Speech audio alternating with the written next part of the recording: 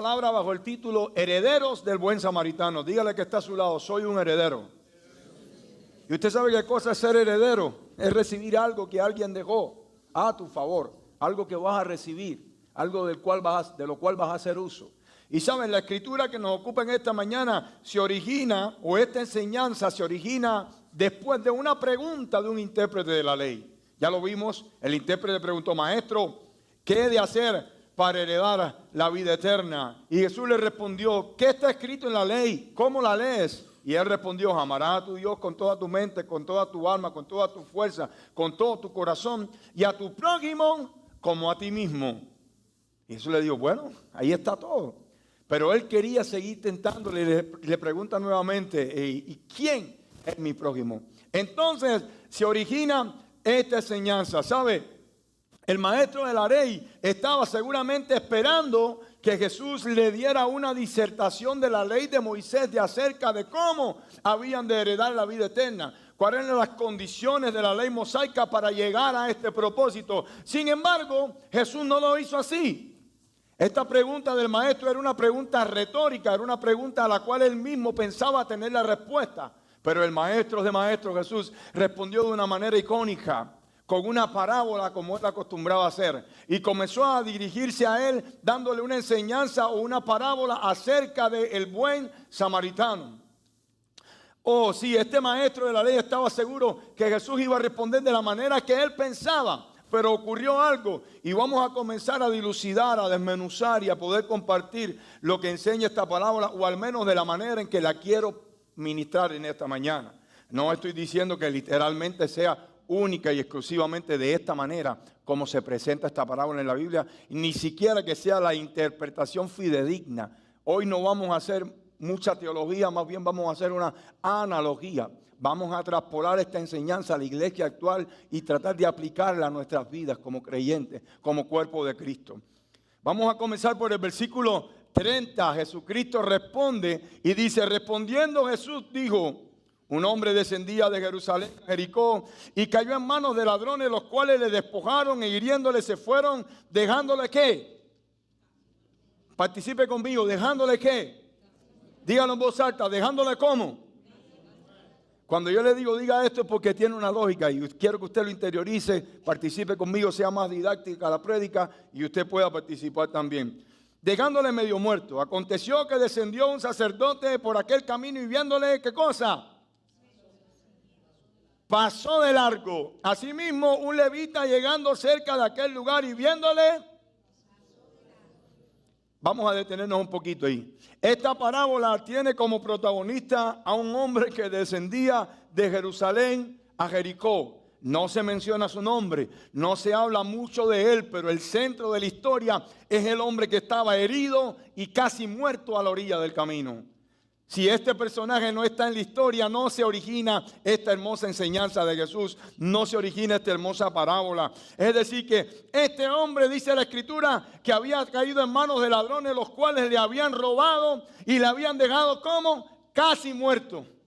Yo no sé si usted lo sabe, quiero creer que sí. La Biblia dice que el enemigo de nuestras almas, Satanás, el Señor le reprenda, vino para matar, hurtar, robar y destruir. Bendito sea el nombre de Jesús. A eso vino el enemigo de nuestras almas.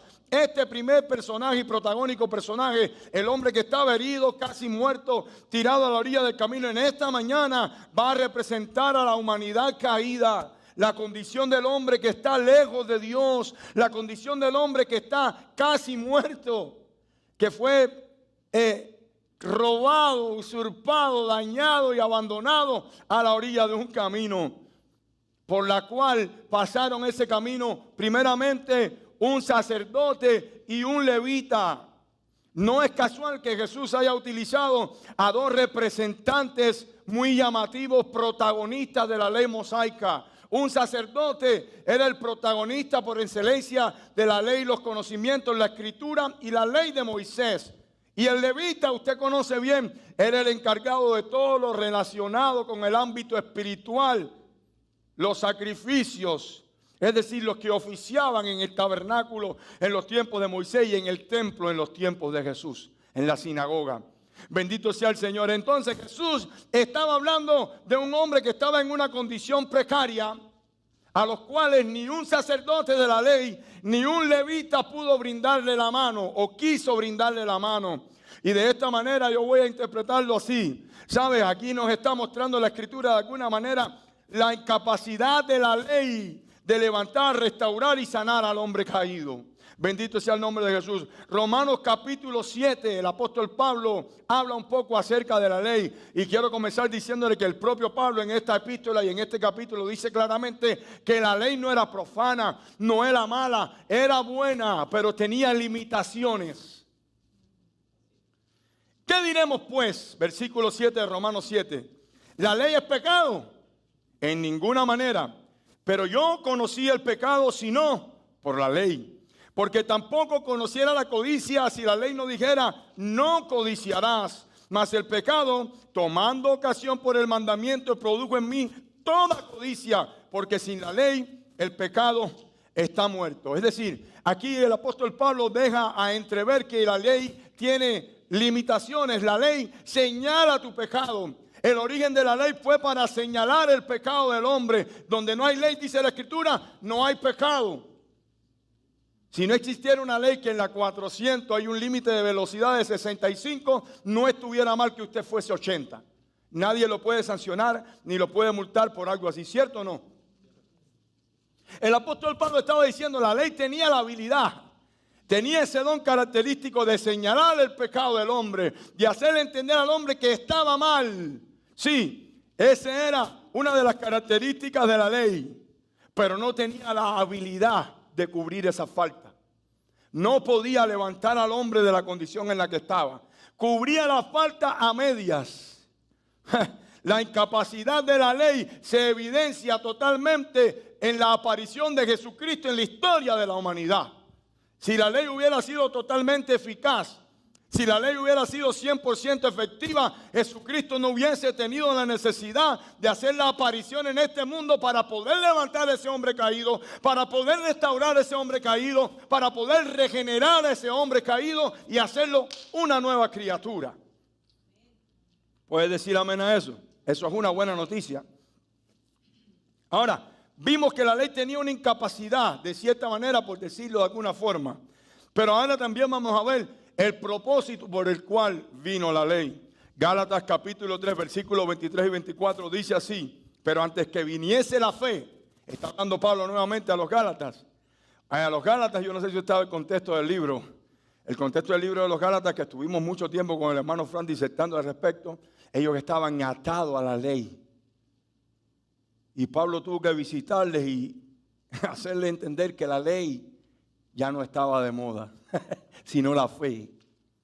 Y aquí está diciendo el apóstol Pablo, pero antes que viniese la fe, refiriéndose a Cristo, a la nueva etapa de fe que estaba entrando el pueblo de Dios después de Cristo, estábamos confinados bajo la ley, encerrados para aquella fe que iba a ser revelada. De manera que la ley ha sido nuestro ayo para llevarnos a Cristo a fin de que fuésemos justificados por la fe. El término usado aquí en griego, ayo, hace referencia literalmente, en el griego es usado de dos maneras. La más común, para un pedagogo, para un tutor, alguien que te está guiando por algún lugar con el propósito de llegar a un fin. La ley era ese pedagogo, ese tutor que teníamos. También es usado ayo como usado en términos de nodriza, alguien que amamanta cuando tú eres pequeño.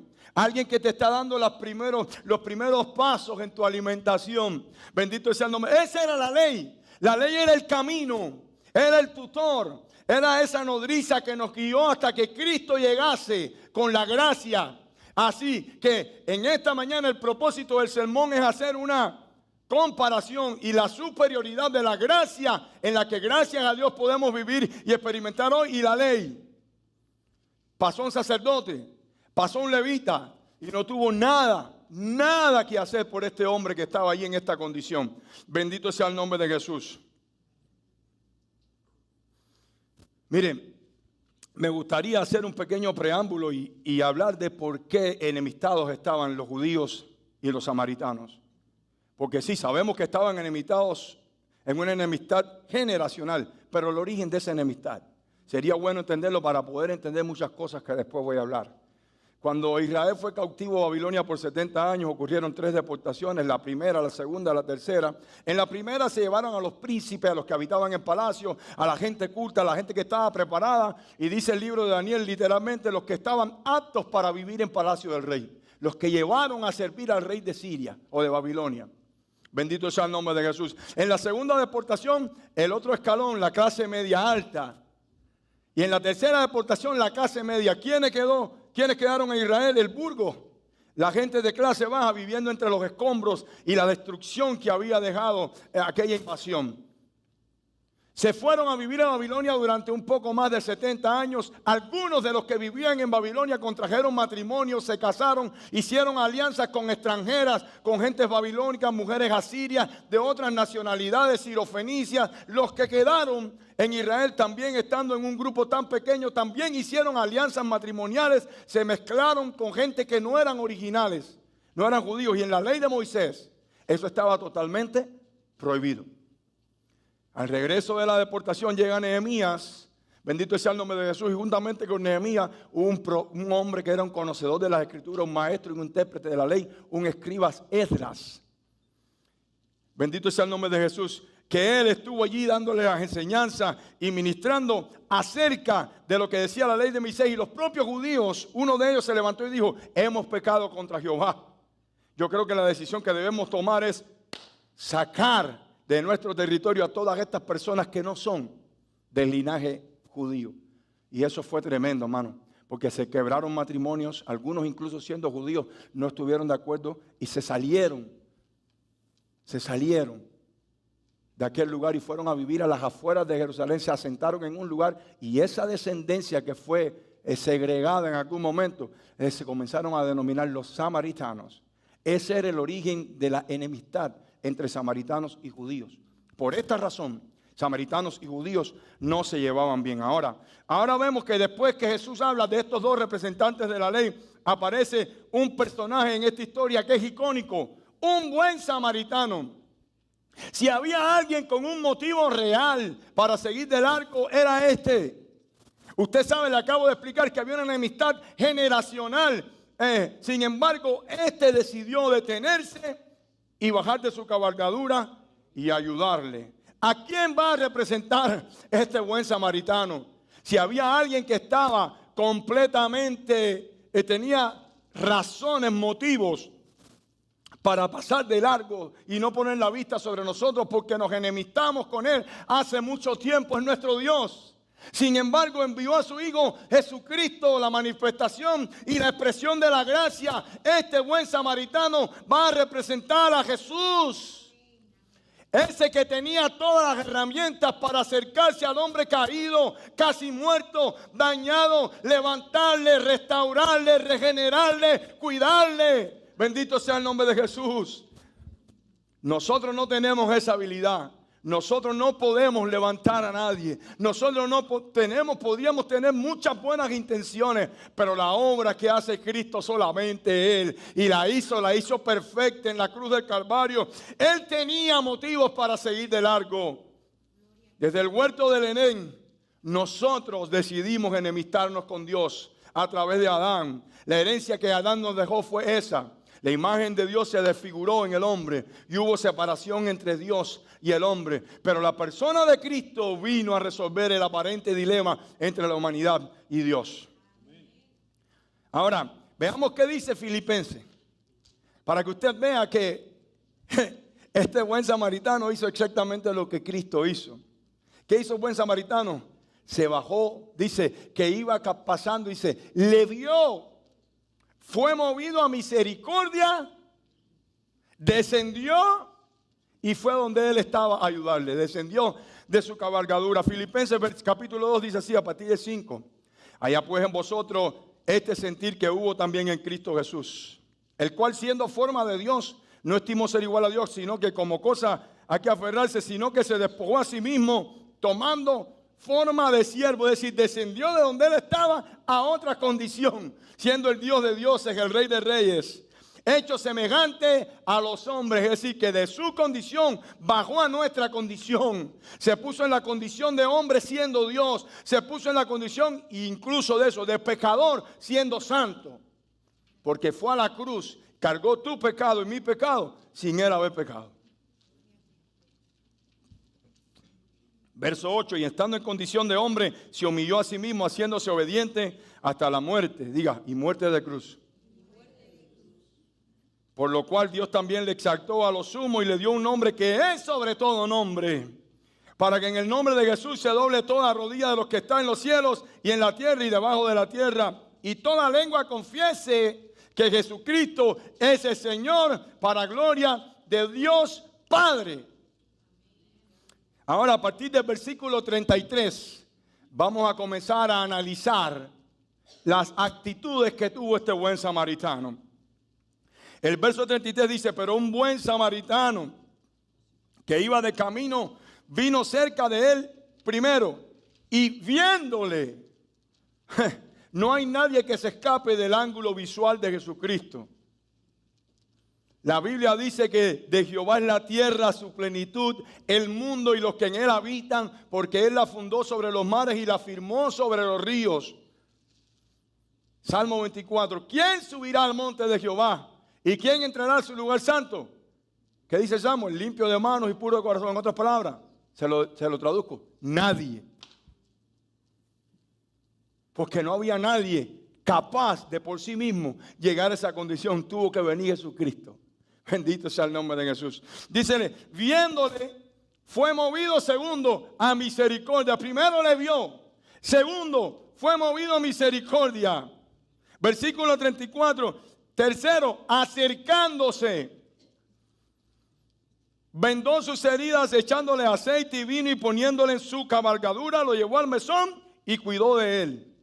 Primer punto que vamos a ver de las actitudes que tuvo este buen samaritano, dice, viéndole fue movido a misericordia. La Biblia dice claramente que nosotros le amamos porque Él nos amó primero. Nosotros no teníamos la capacidad de verle a Él antes que Él nos viese. No teníamos la capacidad de decidir por Él antes que Él nos llamase. No teníamos la capacidad de amarle a Él antes que Él nos amase. El hombre que estaba en el suelo, jamás en esta historia usted escucha o lee que pidió auxilio, que pidió ayuda, que pudo hablar. No, estaba totalmente incapacitado para hacerlo. Estaba al borde de la muerte.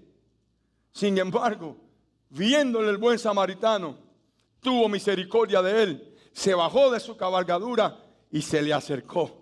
¿Cuántos dan gracias a Dios porque este buen samaritano Jesús tuvo misericordia? Oh, se bajó de su trono de gloria, viendo la condición en la que estábamos un día, se nos acercó. Bendito sea el nombre de Jesús. No solamente nos vio, porque pues los otros que pasaron también les habían visto, pero ni fueron movidos a misericordia, ni se acercaron a Él. La ley se alejaba a Dios del hombre, separaba al Dios del hombre. Pero la gracia vino para acabar con esa pared divisoria que separaba al hombre de Dios. Yo no sé si usted lo sabe, pero cuando Cristo fue sacrificado en la cruz, el templo, el velo del templo, ¿qué cosa? Se rompió, pero muy importante, se rompió desde arriba hacia abajo, dice la Escritura. Siempre señalando que la iniciativa de restaurar la relación de Dios con el hombre viene de Él, viene de arriba. Él nos vio, Él vio nuestra condición, Él fue movido a misericordia, Él vino a nosotros. La ley no tenía estabilidad. Bendito sea el nombre de Jesús. Él nos amó primero, Él tomó la iniciativa. Nosotros no estábamos en condiciones de tomar esta decisión. Y yo, por lo menos en mi posición teológica, no creo que el hombre esté totalmente inhabilitado para decidir por Dios. El hombre tiene alguna habilidad después que Dios se le acerca, se le muestra, se le revela. El hombre tiene que tomar su decisión de seguir o no seguir a Dios. Pero la iniciativa la tiene que tomar él, porque el hombre caído no está en esas condiciones. El hombre caído ama pecar, le gusta pecar, disfruta pecar. El único que puede ver nuestra condición es Él. El hombre que estaba en el suelo jamás pidió ayuda, pero Jesús vio que necesitaba ayuda. Ahora, después que viéndole fue movido a misericordia, dice que descendió de su cabalgadura y se acercó a Él. Dice que vendó sus heridas echándole aceite y vino. Es decir, que después que Jesús dejó su trono de gloria, se acercó a nuestra vida, vio la condición en que estábamos, se nos manifestó, se nos reveló, se nos mostró como la solución al problema nuestro y a nuestra separación con Dios. La cosa no termina ahí. Dice que este buen samaritano curó sus heridas untándole vino, aceite y vendándole. En la escritura, sí, aquí voy a usar un poco de tipología. El mismo Jesús, cuando estaba compartiendo la cena del Señor, dijo: este vino, ¿qué cosa es? Es mi sangre.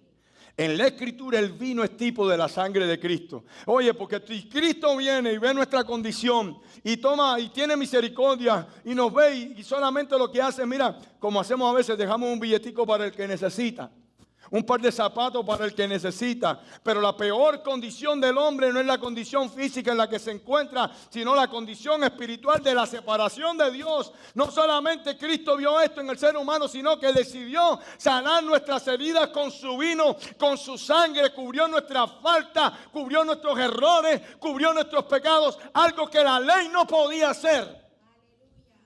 Cristo, con su amor, su misericordia, descendió, nos vio, nos tuvo compasión y además de eso curó nuestras heridas. Todo lo que traíamos del pasado lo cubrió. A Cristo no le interesa cuál fue tu pasado. Hace poco vi algo chistoso. En las redes sociales un hombre llama a otro hombre y dice: ¿sabes qué? Yo fui el que hizo mujer a tu esposa. Y él le dijo: no, a mí no me importa el pasado de mi mujer. Dice: no, yo soy cirujano y es hombre. Qué bueno que a Cristo no le importa nuestro pasado. A Cristo le importa nuestra decisión. Cuando tomamos una decisión por Él, cuando Él viene a nuestras vidas, nos sana y decidimos seguirle, ahí es que comienza a contar nuestra vida para Él. Nosotros a veces somos recicladores, el hombre es especialista en eso, buzos profesionales. Porque la Biblia dice que nuestro pecado el Señor lo echó al fondo del mar, lo cerró en un cofre y no se acuerda nunca más de él. Pero nosotros mismos, empezando por nuestra naturaleza, nos señalamos a nosotros por lo que hicimos, señalamos a otros por lo que fueron. Bendito sea el nombre de Jesús. Pero qué bueno que Cristo con su sangre sanó nuestras heridas, con su sangre pagó nuestra deuda, expuso nuestro pecado en la cruz y no solamente lo expuso, lo consumó, lo pagó con su sangre.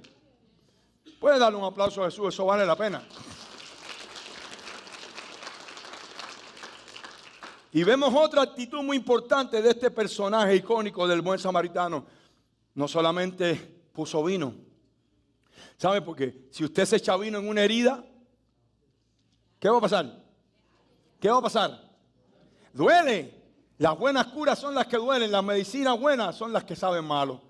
Todas esas medicinas que uno compra en Walmart para el dolor de estómago que saben sabroso, eso no sirve para nada. Eso es más químicos, sabores que medicina. Las medicinas buenas, las que tenemos en la tierra nosotros. Agarra esta hierba, agarra aquella otra, cocina la hierba, tómate ese té, al otro día estás entero. Sabe malo, sí, pero son efectivas.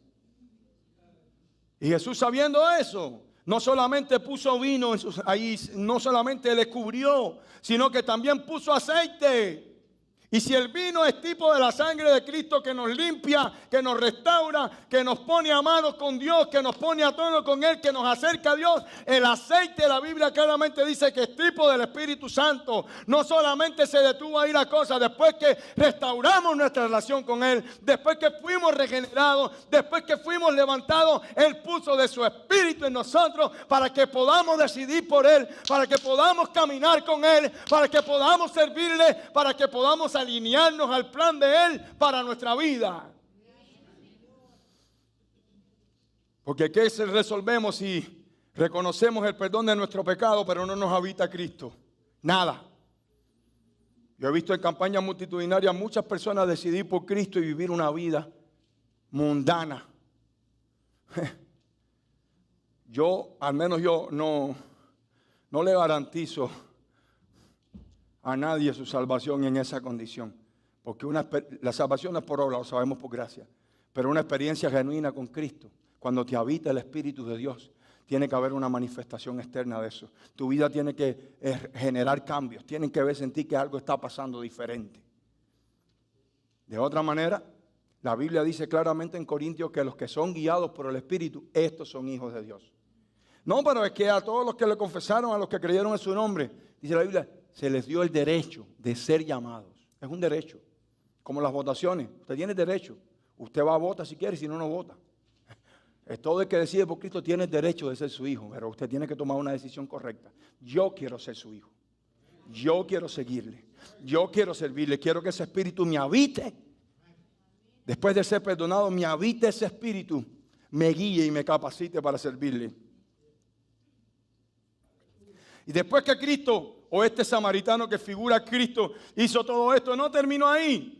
Mire cómo dice la Escritura, dice que vendó sus heridas echando el aceite y vino y dice que, y poniéndole ¿dónde?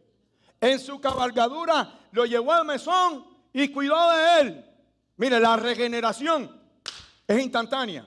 Cuando Cristo viene y te habita, usted pasó de muerte a vida. Cristo te regeneró. Pero la santificación, el proceso de crecer y llegar a la estatura de ese varón perfecto, es un proceso en el que Cristo no te deja andar solo. Después que te sana, que te perdona con su sangre, después que te habita con su espíritu, te monta en su cabalgadura y te lleva al mesón. Él camina contigo en ese proceso. Tú no estás solo, yo no estoy solo. 365 veces dice la Escritura, no temas, una para cada día, porque tú no estás solo, yo no estoy solo. Cristo cabalga con nosotros. Él cuida de nosotros. La Biblia dice que Él tiene cuidado de su pueblo. Bendito Dios. Lo puso en su propia cabalgadura. Lo llevó al mesón y le cuidó.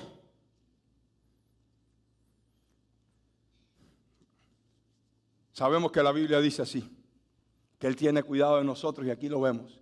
Yo no sé si usted puede dar cuenta que este buen samaritano representa maravillosamente a la persona de Cristo.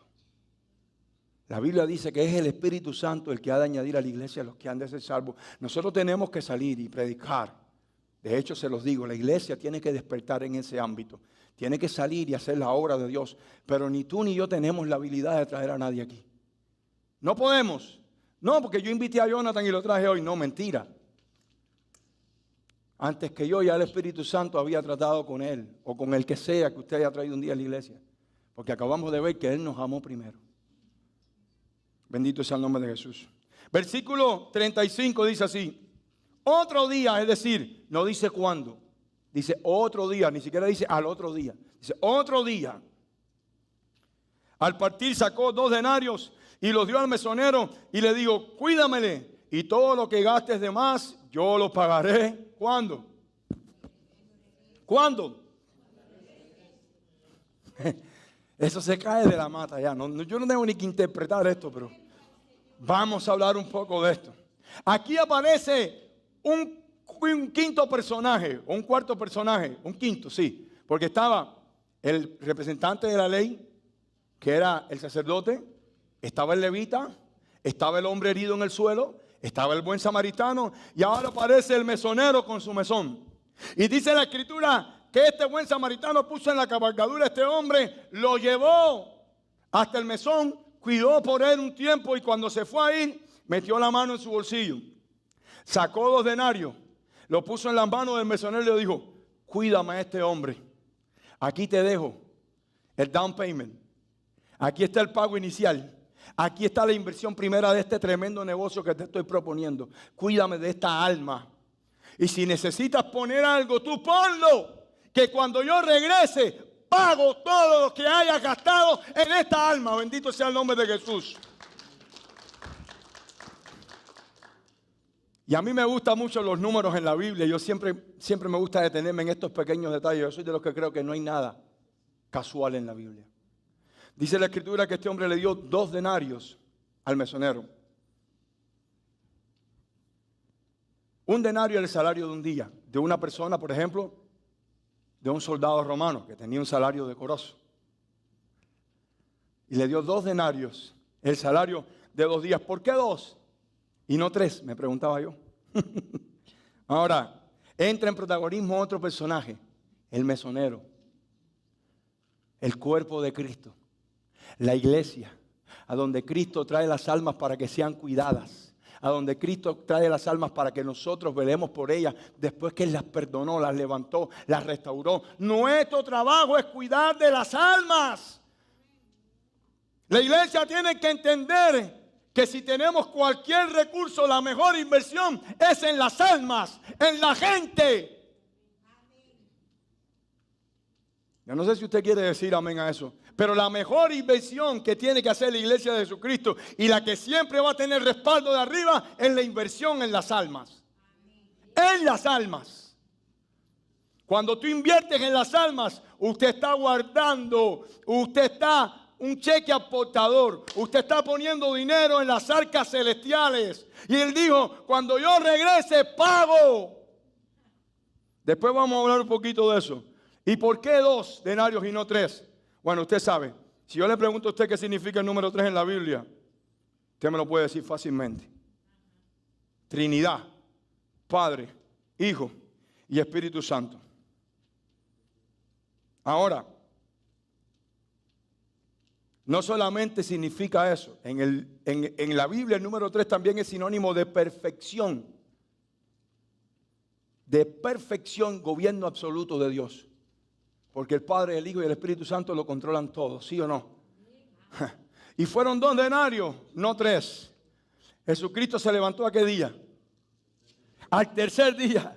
El número 3 es el número perfecto, el número de victoria también. Y Jesucristo, mira, le digo a este mesonero, te dejo 2 denarios porque un tercero no hace falta. Te dejo el denario para el primer día, te dejo el denario para el segundo día, pero al tercer día en mi regreso, en el gobierno completo, perfecto de Cristo, cuando yo vuelva, donde no habrá falta más inversión, donde no tendrás que trabajar más, esos 2 denarios ya están listos, ya están en tus manos para que al tercer día, cuando Cristo vuelva, podamos tener recompensa y pago de su parte. ¿Usted está entendiendo? No hay justificación para no invertir en las almas. I'm sorry, pero eso es lo que enseña la Biblia. Podemos invertir, podemos tener 100 almuerzos como Dios. Qué bueno, a mí me encanta almorzar. Y más de 100. Como dijo en una ocasión Jesús a los fariseos, es necesario que hagan esto sin dejar de hacer lo otro. El hacer misericordia. Hay que invertir en las almas. Iglesia, saque de su bolsillo para invertir en las almas.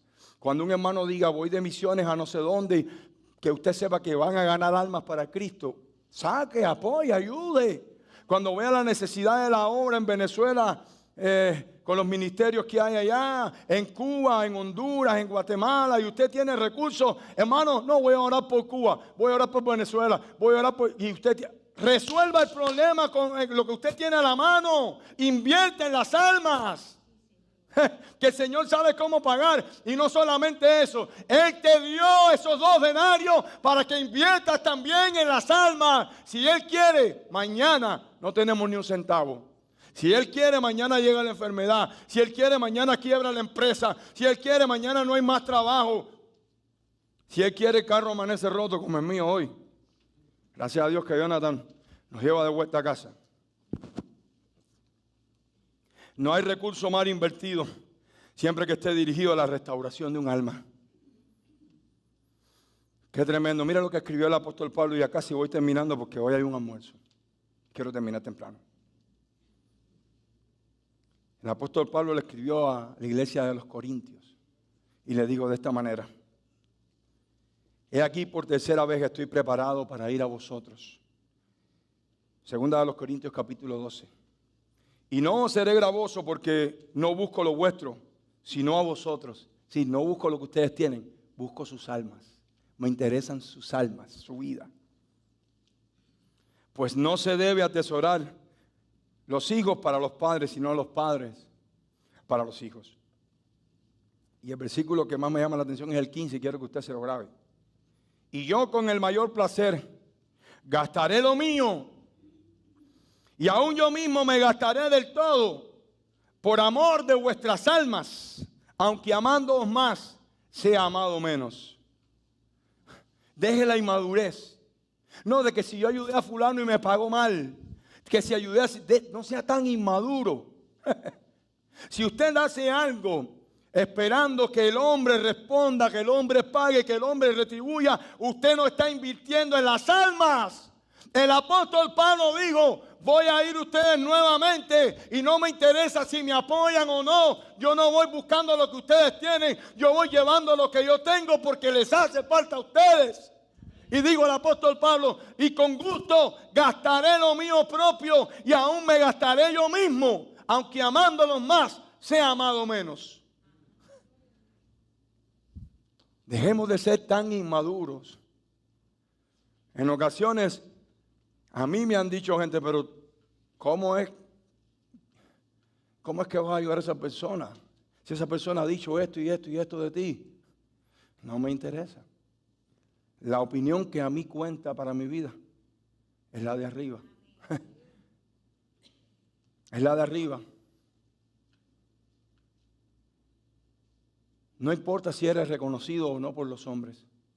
Lo importante es que al final de la jornada Cristo diga: yo te conozco. Entra en el gozo de tu Señor, mi buen siervo. Y el Señor ha dejado en nuestras manos recursos como iglesia. Y cuando yo digo como iglesia, no me estoy refiriendo al mesón. Me estoy refiriendo al mesonero. Cada uno de nosotros. Cada uno de nosotros, aquí todo el mundo desayuna, merienda, almuerza, come, paga renta, paga biles, echa gasolina. ¿Sí o no? Usted tiene recursos. Ahora, ¿cuál es la lista de prioridad que hay en su vida? ¿Usted ha puesto en esa lista de prioridad las almas? Si usted vive pensando que todo se acaba acá, que todo lo que estoy haciendo es para ahora porque todo se acaba acá, usted está mal. Apocalipsis dice aquí que yo vengo pronto y mi galardón conmigo, capítulo 22 de Apocalipsis. Esto es solamente temporal. Nosotros estamos invirtiendo en las almas porque hay recompensa. Y la Biblia dice: y cuando venga el príncipe de los pastores, Jesucristo pagará a cada uno según sus obras. Hay galardón, hay recompensa. La iglesia tiene que activarse en esto. Mire, nosotros casi no vamos a hacer nada. Él fue el que descendió de la cruz, de su trono de gloria, y vino a la cruz. Él fue el que se acercó al hombre. Él fue el que lo levantó. Él fue el que nos sanó con su sangre. Él fue el que lo habitó con su espíritu. Él fue el que lo puso en su cabalgadura. Él fue el que lo trajo hasta el mesón. Él fue el que lo cuidó. Él fue el que puso la inversión primera. Y ahora nos dice: cuídenmelo hasta que yo regrese. Bendito sea el nombre de Jesús. Cuídenlo hasta que yo regrese. Gloria al Señor.